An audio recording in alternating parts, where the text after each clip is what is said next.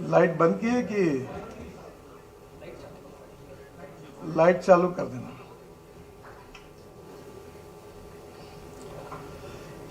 आप सबका स्वागत करता हूं।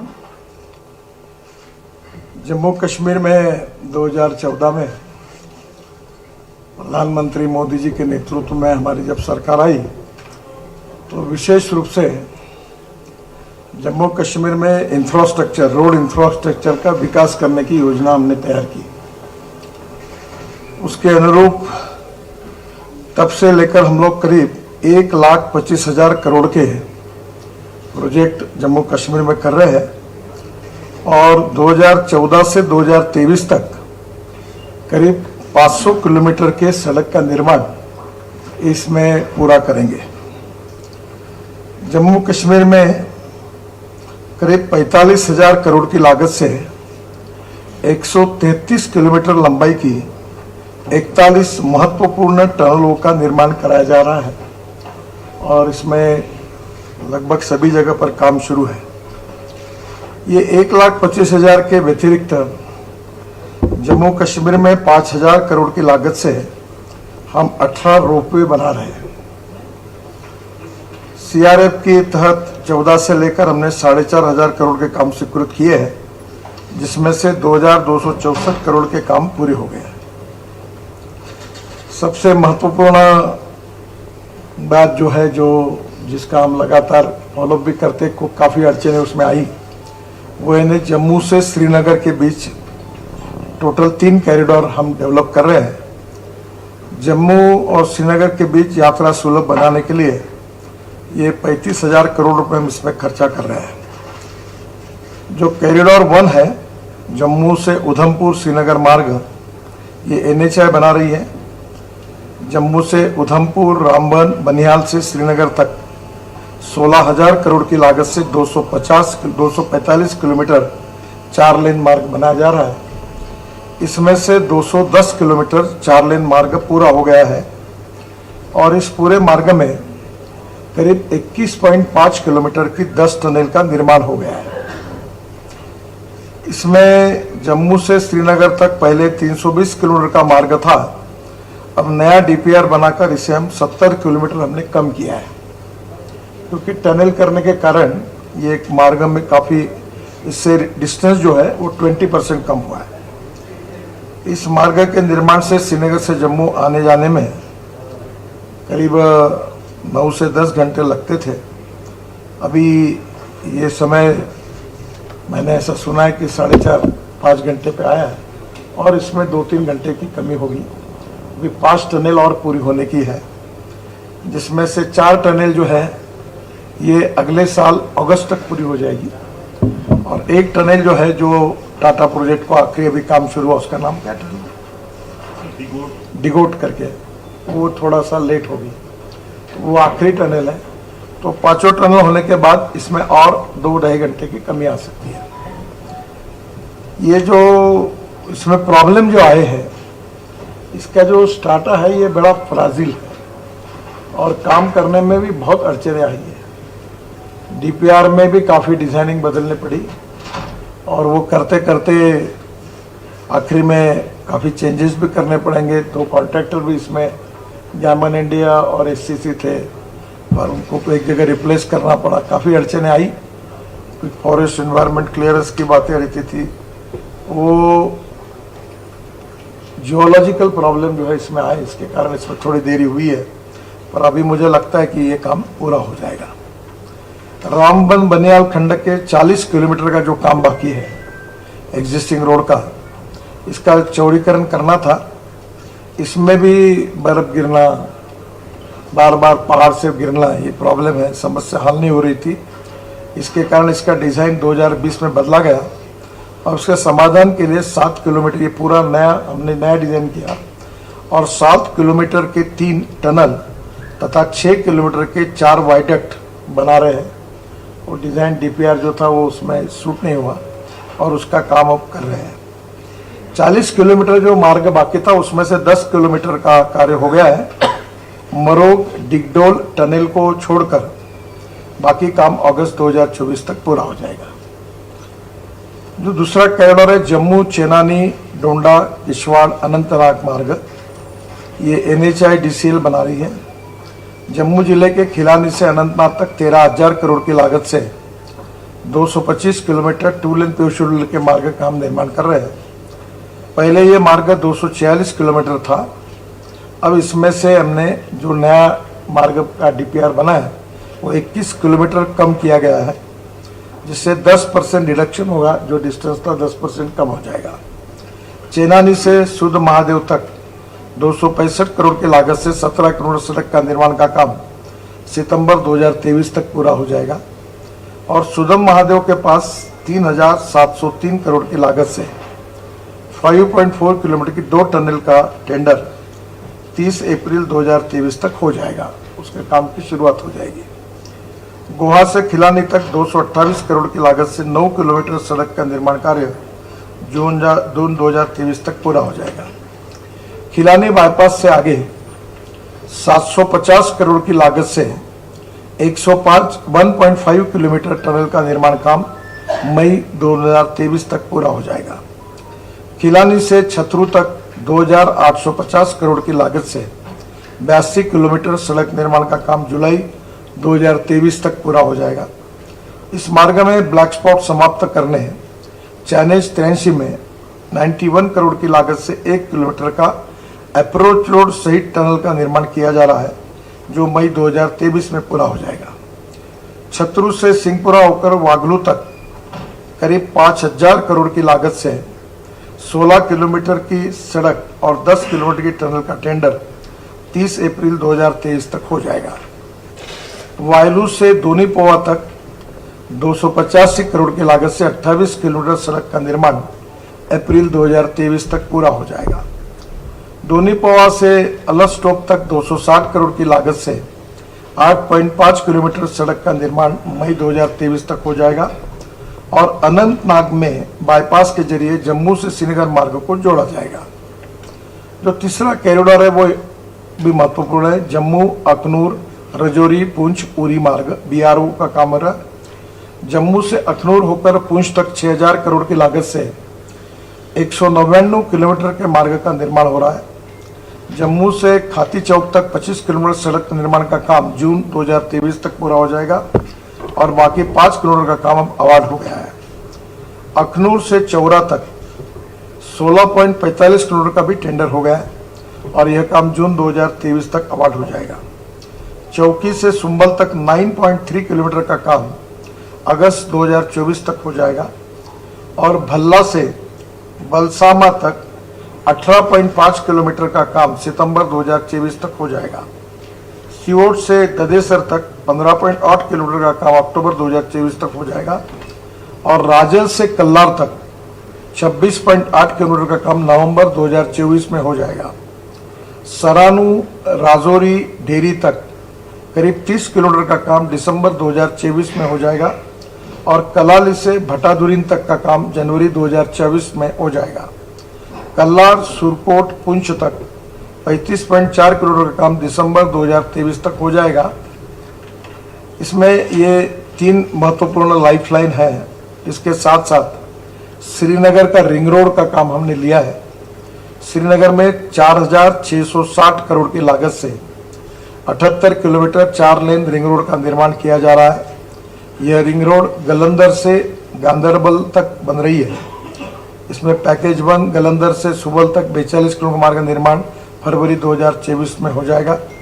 पैकेज 2 सुंबल से वायुल पुल तक 24 किलोमीटर का काम जून 2023 में आरंभ हो जाएगा और पैकेज 3 वायुल पुल से गांधरबल तक 12 किलोमीटर का मार्ग का DPR जून 23 तक बन जाएगा। बाद में इसको अवार्ड किया जाएगा।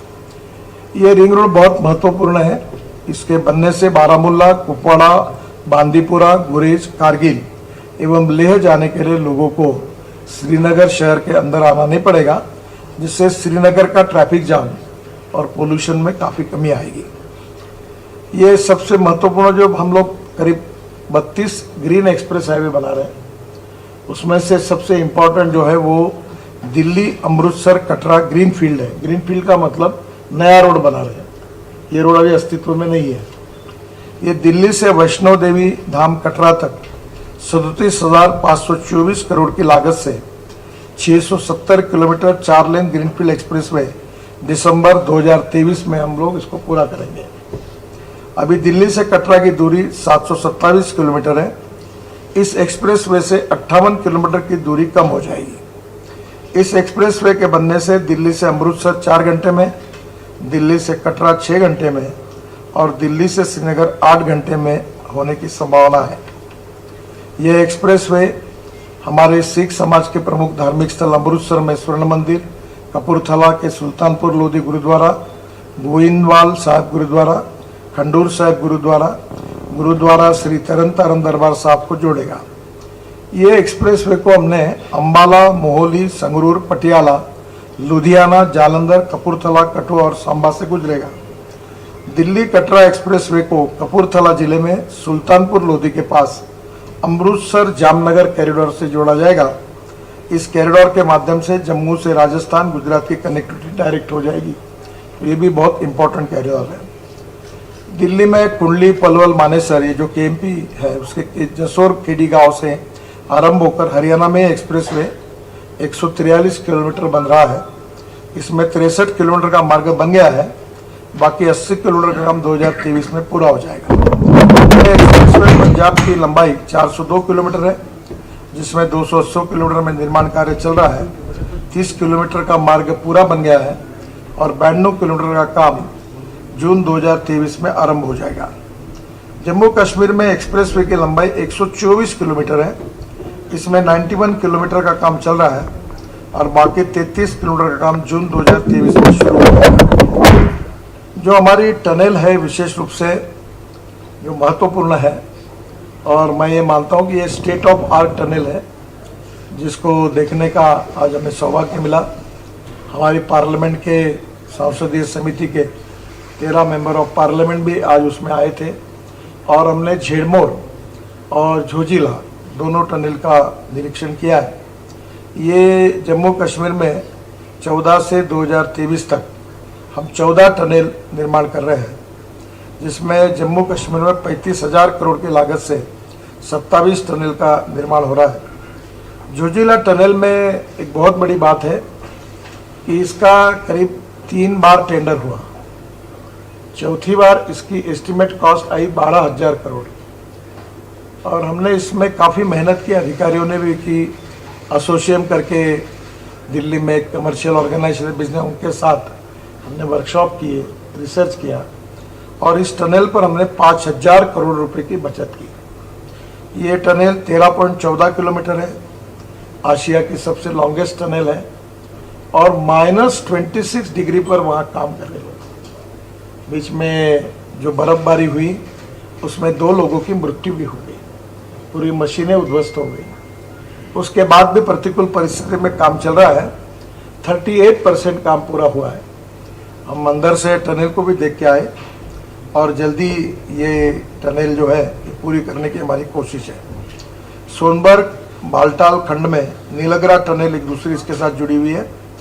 ऐसे इसी प्रकार से ये दोनों काम जो है आज माननीय एलजी साहब ने मुझे कहा है कि अक्टूबर में रोड और ये टनल झेड़मोर ये पार्ट में कुछ हम ओपन कर देंगे, क्योंकि अक्टूबर में विंटर के कारण फिर से बर्फबारी होगी। तो सोनबर्ग का मार्ग जो बंद होता है वो अक्टूबर में हमने ये शुरू कर दिया, तो निश्चित रूप से वो मार्ग बंद नहीं होगा।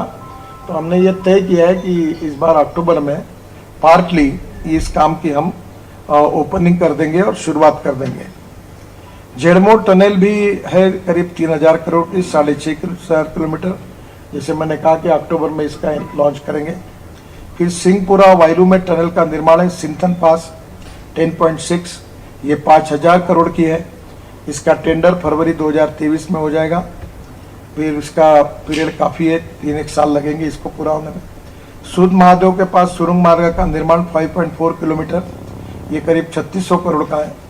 ये भी दिसंबर 2027 तक पूरा होगा। चेनानी नाशरी के बराबर में टनल का निर्माण 10 किलोमीटर 2,000 करोड़ का, ये अक्टूबर 2023 में इसका डीपीआर बन जाएगा। साधना पास सुरंग मार्ग का निर्माण 6.5 किलोमीटर 1,300 करोड़, ये जून 2023 में इसका डीपीआर हो जाएगा। मारोक से डिंगडोल के बीच 4 लेन टनल का निर्माण, ये करीब 1100 करोड़ का है। अगस्त 2025 इसका टाइम है, पर इसका महत्व देखते हुए इसको जितना कम कर हो सकता है जल्दी इसकी कोशिश हम कर रहे हैं। डिगडोल से खुनी नाला तक 4 लेन टनल का निर्माण, ये भी करीब 751 करोड़ का है, दिसंबर 2023 में बन जाएगा। खिलानी बाईपास में टनल 1.5 किलोमीटर 750 करोड़, दिसंबर 2023 में पूरा हो जाएगा। अखनूर पुंछ मार्ग पर सुंबल टनल का निर्माण 2.7 किलोमीटर 600 करोड़, अगस्त 2024 में हो जाएगा। अखनूर पुंछ मार्ग पर भीम बरगली टनल का निर्माण 1.1 किलोमीटर 231 करोड़, अप्रैल 2024 में बन जाएगा। उधमपुर मार्ग पर कैफेटेरिया मोड़ में 4 लेन टनल 210 करोड़, मार्च 2024 में बन जाएगा। उधमपुर रामबन मार्ग में पीरा फूकर में 2 टनल 187 करोड़, अप्रैल 2023 में बन जाएगा। रामबन बनियाल मार्ग पर पथियाल में 4 लेन टनल, ये 176 करोड़ की है, दिसंबर 2023 तक बन जाएगी। अखनूर पुंछ मार्ग पर नौशरा टनल का निर्माण 153 करोड़, नवंबर 2023 में बन जाएगी। रामबन बनिहाल मार्ग पर मारोग में 2 लेन टनल 70 करोड़ की है, 395 मीटर, जून 2023 में हो जाएगी। चमलवास में 2 लेन टनल, ये 61 करोड़ की है, दिसंबर 2023 तक हो जाएगी। खिलानी किश्तवाड़ 83 किलोमीटर का टनल है, ये 99 करोड़ की है, ये मीटर की है, 495 मीटर, नवंबर 2023 में बन जाएगी। ये जो प्रॉब्लम आ रहा है जियोलॉजी का, ये बड़ी यूनिक जियोलॉजी यहाँ के, थोड़ा बहुत मैं जियोलॉजी जानता हूँ। ये पूरे एशिया में, पर्टिकुलर इस एरिया में जो फ्राजिल डाटा है वो एक बहुत बड़ी समस्या है।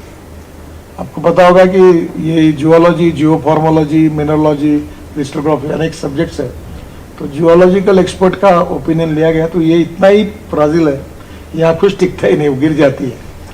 तो यहाँ जियोलॉजी में एक मोहा स्केल ऑफ हार्डनेस थी, जो रॉक का हार्डनेस गिनती थी, talc, gypsum, calcite, apatite, orthoclase, quartz, corundum, diamond. तो डायमंड सबसे हार्डेस्ट होता है, और यहाँ तो ये इतना है कि ये पहले दूसरे नंबर पे आता है, तो वो एक समस्या है, और इसके कारण ही ये काम में काफ़ी कुछ प्रॉब्लम आए हैं। तो जम्मू कश्मीर ने पहाड़ी शरण में वहाँ भी विकलन होने के बाईपास करने के लिए 700 करोड़ की लागत से हम 6 बाईपास का निर्माण कर रहे हैं। बनियाल में 224 करोड़ की लागत से 2.3 किलोमीटर 4 लेन बाईपास का काम जनवरी 2024 में पूरा हो जाएगा। रामबन में 280 करोड़ की लागत से 2.5 किलोमीटर 4 लेन बाईपास मई 2023 में बन जाएगा। और खेलानी से खानावल मार्ग पर डोनी पोवा अलस्टॉप से आशाजीपुरा के लिए 57 करोड़ की लागत से 8 किलोमीटर का बाईपास निर्माण करने जुलाई 2023 में हो जाएगा। जम्मू श्रीनगर मार्ग पर चंद्रकोट में 32 करोड़ की लागत से हम बाईपास निर्माण कर रहे हैं, वो भी 23 में हो जाएगा। सेरीज के नॉर्थ वेस्ट में वो भी बाईपास बना रहे हैं। रामबन बनियाल मार्ग पर मक्करकोट, वहाँ भी प्रॉब्लम आए, वो भी बाईपास कर रहे हैं। तो ये हमने भी काफ़ी उसमें सोल्यूशन निकाले हैं। एक ब्रिज का भी निर्माण कर रहे हैं, जम्मू, उधमपुर, डोडा, किश्तवाड़ में हम 11 बड़े ब्रिज बना रहे हैं, 11 छोटे ब्रिज का निर्माण कर रहे हैं। जम्मू में 5 और उधमपुर में 7 ब्रिज बन चुके हैं। इसके अलावा नाशरी धलवास खंड में 114 करोड़ की लागत से 7 छोटे पुलों का निर्माण अक्टूबर 2023 में हो जाएगा। और रामबन, रामसू, चमलवास खंड में 40 करोड़ की लागत से 7 छोटे पुलों का निर्माण 2024 जनवरी में हो जाएगा। मकरकोट, रामसू, नचलाना खंड में 246 करोड़ की लागत से 10 छोटे पुलों का निर्माण, ये भी 2024 तक हो जाएगा। जो माननीय उपराज्यपाल जी ने, मनोज सिन्हा जी ने अमरनाथ के मार्ग की घोषणा की थी, और बाबा अमरनाथ के दर्शन के लिए बहुत महत्वपूर्ण है, तो उन्हीं के प्रस्ताव पर हमने स्वीकृति दे दी है। और आज मैं 5300 करोड़ की लागत से 110 किलोमीटर 4 लेन 2 लेन प्योर शोल्डर मार्ग निर्माण करने की घोषणा करता हूँ। ये बहुत इंपॉर्टेंट है। खानाबल से चंदनवाड़ी तक 1800 करोड़ की लागत से 73 किलोमीटर 4 लेन मार्ग का डीपीआर जुलाई 2023 में हो जाएगा। चंदनवाड़ी से पंचतरणी होकर बालटाल तक 3500 करोड़ की लागत से 34 किलोमीटर 2 लेन प्योर शोल्डर का मार्ग का डीपीआर अक्टूबर 2023 में हो जाएगा। इस मार्ग में शेषनाग और पंचतरणी के बीच 10.8 किलोमीटर का टनल बनाया जाएगा, जिससे यात्रियों को भूस्खलन और हिम जो बर्फबारी होती है उससे गिर जाते हैं, उससे राहत मिलेगी।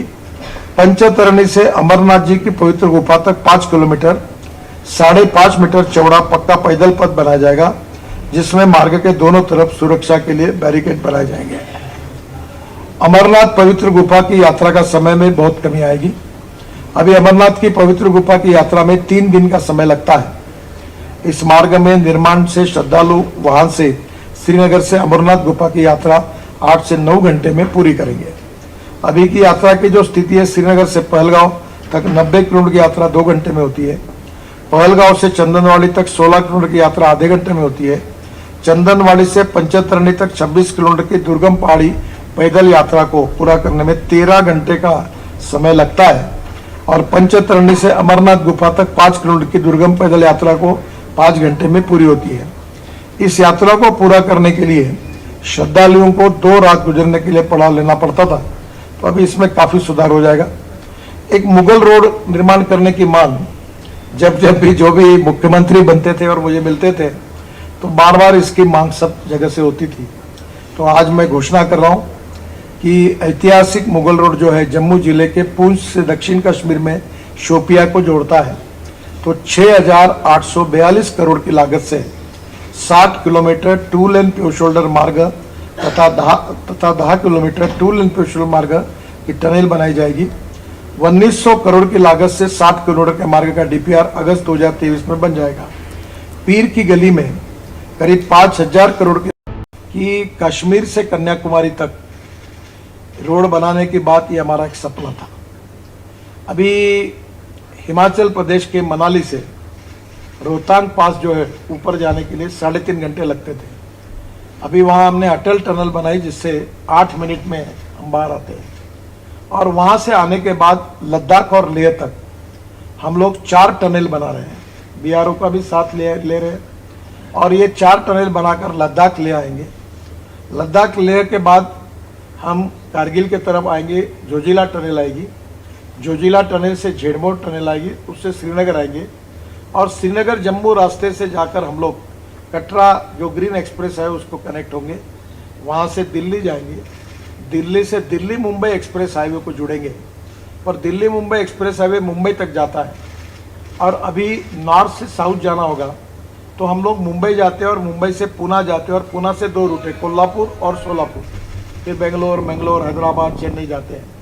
पर अब हम नया रोड बना रहे हैं, सूरत से नासिक, नासिक से अहमदनगर, अहमदनगर से सोलापुर, सोलापुर से कर्नूल।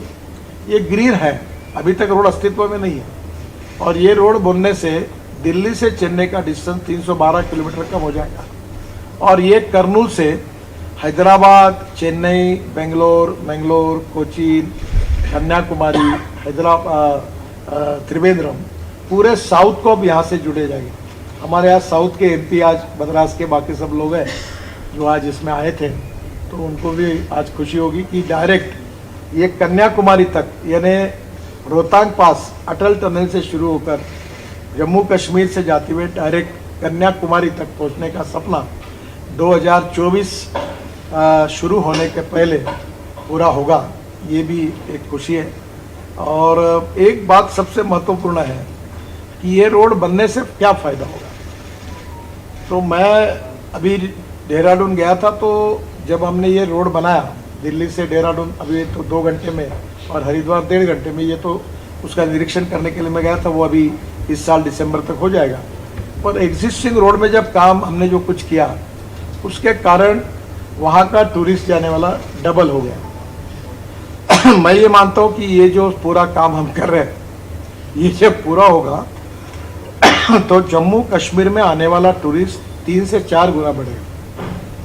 और आज मैंने गवर्नर साहब को कहा कि हिंदुस्तान से या दुनिया के लोग स्विट्ज़रलैंड जाते हैं, हमारा कश्मीर स्विट्ज़रलैंड से भी अच्छा है, जन्नत है। तो यहाँ मैंने उनको कहा कि एडवेंचर स्पोर्ट्स, अच्छे रिसॉर्ट्स, बर्फ पर खेले जाने वाले खेल, रोपवे, तो मैंने आज उनको कहा, उन्होंने आज 13.5 एकड़ जगह आइडेंटिफाई करके हमें दी। हम बहुत जगह पर रोड साइड एम्यूनिटीज़ बना रहे हैं, चार्जिंग स्टेशन बना रहे हैं, यहाँ का हैंडलूम, हैंडीक्राफ्ट, पश्मीना, ये सब जो है इसका मार्केट हो, इसके दुकानें डाल रहे हैं। यहाँ के फूड रेस्टोरेंट है वो वहाँ होंगे, और टूरिस्ट की संख्या 4 गुना अगर बढ़ती है तो सबसे इम्पोर्टेंट चीज़ ऐसी है कि हमारे टूरिज़्म में जो कैपिटल इन्वेस्टमेंट होती है उसमें 49% कैपिटल इन्वेस्टमेंट एम्प्लॉयमेंट के लिए खर्चा होती है, रोज़गार देने के लिए खर्चा होती है। आज मैंने हमारे सब कामों में अधिकारियों को भी सूचना दी कि मैक्सिमम यहाँ के स्थानिक युवाओं को जहाँ जहाँ काम दे सकते हैं, जिनको रोज़गार दे सकते वो दीजिए। तो दूसरी और ये जो टूरिज़्म बढ़ेगा, इससे जो 4 गुना बढ़ेगा, तो मैं मानता हूँ कि जम्मू कश्मीर की इकोनॉमी ही सेब के लिए सेब जैसा महत्वपूर्ण है। वैसे यहाँ हैंडलूम हैंडीक्राफ्ट्स महत्वपूर्ण है, यहाँ की पश्मीना महत्वपूर्ण है, यहाँ का फूड महत्वपूर्ण है। तो नेचुरली इस सब बातों का जब पूरे वर्ल्ड में एक्सपोजर मिलेगा तो इससे प्रगति और विकास के लिए बहुत उपयोगी होगा। मेरे संबंध का विषय नहीं है, पर मैं कृषि विषय में ज़्यादा एग्रीकल्चर में काम करता हूँ। तो मुझे अभी 6 डिलीट मिली है, उसमें से 4 डिलीट एग्रीकल्चर साइंस की।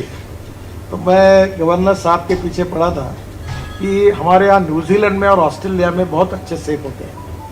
हमारे सेब भी अच्छे हैं, पर मार्केट में वहाँ बाहर के भी इंपोर्ट होते हैं। तो हमारे यहाँ अभी नासिक में आपने सुना होगा, हमारे यहाँ ग्रेप होते हैं। तो स्पेन से ग्रेप की जो जाति लाई, कलम लाई, और उसको हमारे यहाँ से जोड़कर डेवलप किया। तो अब वो ग्रेप अच्छे एक्सपोर्ट होने लगे, फिर से उसकी डिमांड बढ़ गई। मैं नागपुर का हूँ, हमारे सिटी को ऑरेंज सिटी कहते हैं। तो अभी हमने स्पेन से संतरा लाया, ब्राज़ील से संतरा लाया, इसराइल से संतरा लाया, और उसकी कलम जो हमारी नागपुरी ऑरेंज की थी उसके साथ जोड़कर हमने नर्सरी में उसका प्रयोग किया। तो अलग अलग क्वालिटी बदलती है।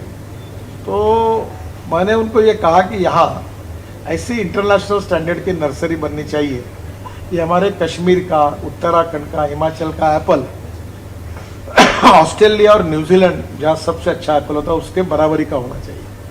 बाद में दूसरी, जो मैं एमएसएमई का मंत्री था तो मैंने पश्मीना में बहुत काम किया था। तो आपको एक बात बता दूं कि आपको पता होगा कि हमारे यहाँ जो देशी गाय होती है वो 2 लीटर दूध देती है।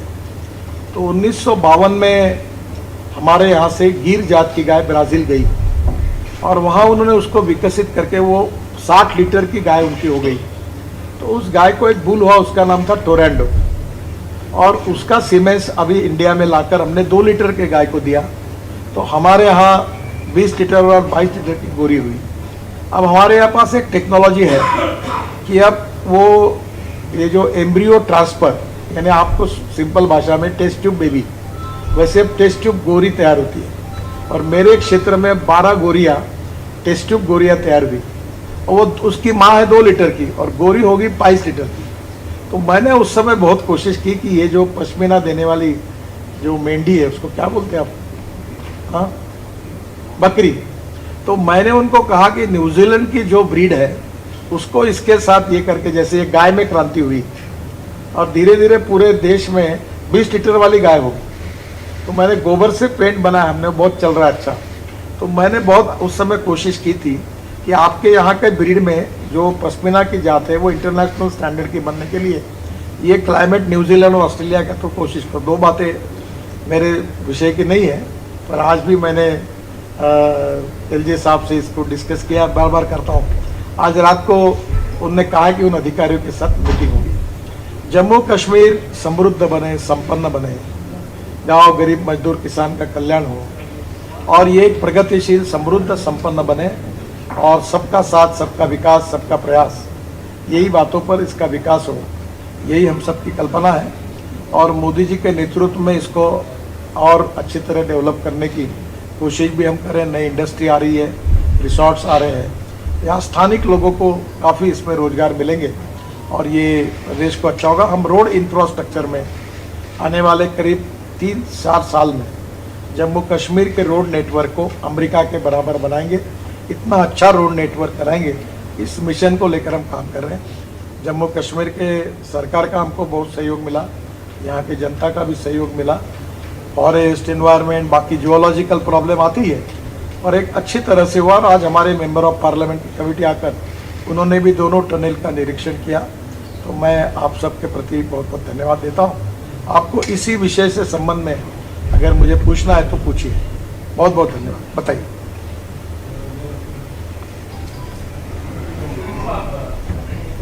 हाँ बोलिए ना, आवाज नहीं आ रहा आपका। It's working. हाँ So बोलिए। my name is Nazir Masoodi. I work for NDTV. पिछले साल मई में 10 laborers were killed when a under construction tunnel caved in Ramban. आपके मंत्रालय ने एक probe order किया. A committee, 3-member committee was constituted, and it was said that it will give its report within 15 days. And the culprits will be brought to justice because the basic protection, the safety measures appears to have been compromised. So what has happened to that probe, and has anybody been held accountable? Because the way we see almost every day, even today, landslides are coming, lives of people are at risk, property, I mean recently the army sir, was hit by उनके ऊपर कार्रवाई की और मैं इसलिए आपको भी बार बार ये मतलब समझाने की कोशिश कर रहा था कि पर्टिकुलर ये जिसका उल्लेख ये कर रहे उसमें जो जियोलॉजिक पॉइंट ऑफ व्यू जो स्टार्टा है, एक तो ऐसा है कि हम रोड बनाना ही छोड़ दें वहाँ जैसा है वैसा चले, या दूसरी और इसमें अल्टरनेटिव निकालें। और ये बहुत कठिनाई है। इसके लिए हमने 3 मैन कमेटी अपॉइंट की थी, 4 लोगों को डिबार भी किया है। पर प्रश्न ये है कि ये इतनी विचित्र स्थिति है वहाँ, और ये हमारे यहाँ जैसे दक्कन में ब्लैक रॉक होता है तो वहाँ प्रॉब्लम नहीं होता। ये रॉक है ही नहीं है, यहाँ भी खोदो वहाँ गिर जाता है। तो इसके कारण प्रॉब्लम आए थे। जैसे ये वायोलेशन हुआ, इसके ऊपर हमने 4 लोगों को डिबार किया और कार्रवाई की।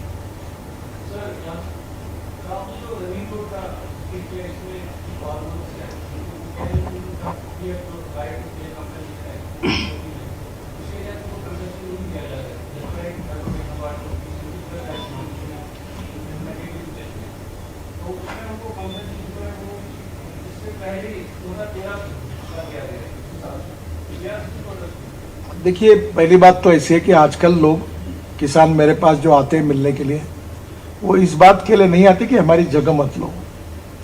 90% लोग इसलिए आते कि हमारी जगह लो।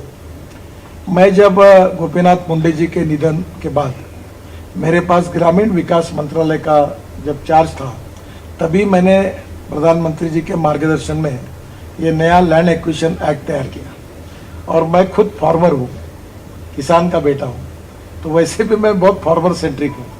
तो हमने इतना लिबरल अप्रोच में निर्णय किया है कि लोगों को इतने अच्छे पैसे मिल रहे हैं। मैं आपको एक प्रार्थना करूँगा कि बाजार भाव क्या है और हम क्या भाव से दे रहे, आप ही एक बार अध्ययन कर लो। एक बात अलग है कि कितना भी देने के बाद समाधान नहीं होता, उनको लगता और ज़्यादा मिलना चाहिए। पर जो ये सब तय करने का काम जम्मू कश्मीर प्रशासन का होता है, यहाँ के कलेक्टर के इसमें इसका कीमत निकाली जाती है और बाद में वो जो कीमत निकालते हैं उसके हम पैसे देते हैं। बाद में उनको नहीं पड़ता तो वो बाद में अपील करते हैं, ट्रिब्यूनल में जाते हैं और आखिरी में हाई कोर्ट में जाते हैं, सुप्रीम कोर्ट तक जाते हैं।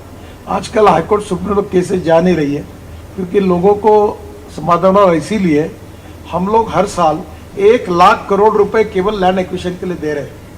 और लगभग किसानों में कोई बाहर अभी ऊपर जाते नहीं है। 90% केसेस में हम लोग समाधान करते हैं। यहाँ भी कोई दिक्कत होगी तो मैं एक बार वेरीफाई कर लूँगा, पर जहाँ तक हमारे तरफ से हमने ज़्यादा देने की कोशिश की है। आइए थोड़ा आपका माइक का आवाज़ नहीं आ रहा, माइक के नजदीक होकर बोलिए। Sir, actually we have been seeing that always priorities have been given to Zojila Tunnel, if you see Johar Tunnel, and also today there was an inauguration for Zedmaf Tunnel. But Sadhna Tunnel is still there, as from decades people have been suffering over there. Sir, this question has been always repeated to you. What about Sadhna Tunnel? And my question again is for Sadhna Tunnel. Actually madam आज हमने inauguration नहीं किया, हमने inspection किया है कि आपके इसमें गलत न लिखा जाए। और मैडम आपको तो मैंने बताया कि हम 1,25,000 करोड़ के काम कर रहे हैं और उसमें से एक और भी बैलेंस में काम है, और धीरे धीरे हम लोग ये पूरा करने के बाद जो बाकी भी काम बैलेंस है उसका जरूर विचार करेंगे। आपकी जो साधना टनल की बात की है, मेरे पास अभी उसकी एग्जैक्ट जानकारी नहीं है। ये NHI DCL के पास है कि NHI पे, ये कौन से रोड पे आती है? Sir, as people are still suffering, border, Kupwara, Tangda, Kupwara. Sir, Tangda, Kupwara sector. Madam, मुझे बताया जा रहा है कि that is the road is not with us, that is with the BRO. Still I will confirm it what exactly the problem is, and then I will try to find out way out for that.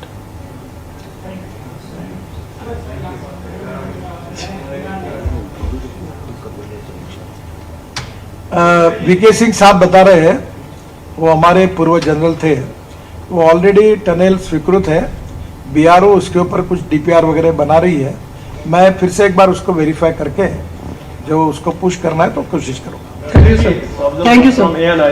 यहाँ से आपके साथ farmer army के chief है, जितने भी आपने tunnels की बात की है, क्योंकि इसमें कुछ हाई आल्टीट्यूड्स भी आते हैं, जाहिर सी बात है सिक्योरिटीज के कुछ इश्यूज भी होते हैं, तो उनको किस तरह आप लोगों ने मद्देनजर रखा है? अगर कुछ इश्यूज है तो सॉर्ट आउट कैसे किया जाएगा, क्योंकि चैलेंजेस में वो चीजें एक्सपेक्ट होती हैं। वैसे इसकी चर्चा करने की तो कोई आवश्यकता नहीं है, पर हम जब करते हैं तो इंटीग्रेटेड अप्रोच में एनवायरनमेंट, फॉरेस्ट, सिक्योरिटी सब बातों का विचार करके काम कर रहे हैं।